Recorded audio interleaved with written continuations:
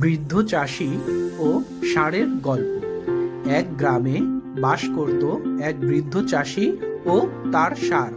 সহায় সম্বল বলতে তার একটি জমি ছিল। সেই জমিতে ষাঁড়কে নিয়ে চাষ করত এবং কিছু হলেই ষাঁড়কে মারধর করত আর খাওয়ানোর জন্য অল্প কিছু খড়কোটা খাওয়াতো। তো একদিন বৃদ্ধ চাষি রাস্তায় হাঁটছিল এবং ষাঁড়কে বকাবাদ্য করছিল। এর মধ্যেই চাষির স্ট্রোক হয়ে যায়, চাষি রাস্তায় ঘুরিয়ে পড়ে। তা দেখে ষাঁড়টি চাষিকে তার পিঠে করে হসপিটালে নিয়ে আসে।